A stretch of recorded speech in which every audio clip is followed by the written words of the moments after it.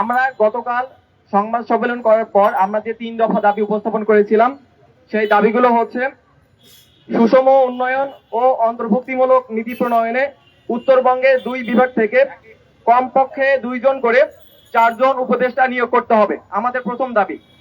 দ্বিতীয় দাবি, বিতর্কিত ও জুলাই বিপ্লবকে ধারণ করে না এমন কোন উপদেষ্টাকে অন্তর্বর্তীকালীন সরকারে রাখা যাবে না।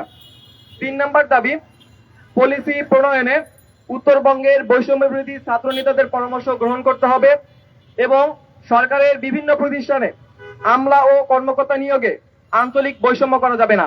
আমরা জুলাই আগস্টে যে বিপ্লব সংগঠিত করছি, এই বিপ্লবে আমাদের বৃহত্তর উত্তরবঙ্গ থেকে কত শহীদ হয়েছে, আমাদের কত ভাই আহত হয়েছে।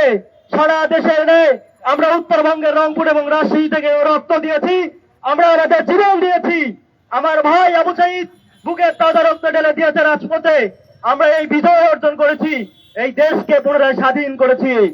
কিন্তু আজকে যখন সরকার গঠিত হচ্ছে, ঠিকই আগের সরকারের মতো উত্তরবঙ্গের 16টি জেলাকে অবহেলিত করা হচ্ছে, আমাদের সাথে বৈষম্য করা হচ্ছে।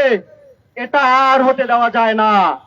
আপনারা জানেন আমার ভাই আবু সাঈদের যে রক্ত, আমার ভাই আবু সাঈদের যে উদ্দীপনা, সেই উদ্দীপনা এই বিপ্লবে, এই অভ্যুত্থানে অনুপ্রেরণা জুগিয়েছে, সারা দেশের মানুষকে এক করেছে।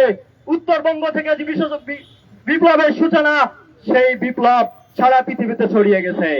সেই বিপ্লবের পরিপ্রেক্ষিতে যদি কোনো সরকার গঠন করতেই হয়, কোনো উপদেষ্টা পরিষদ যদি গঠন করতেই হয়, তাহলে অবশ্যই অবশ্যই উত্তরবঙ্গ থেকে মানুষকে গ্রহণ করতে হবে।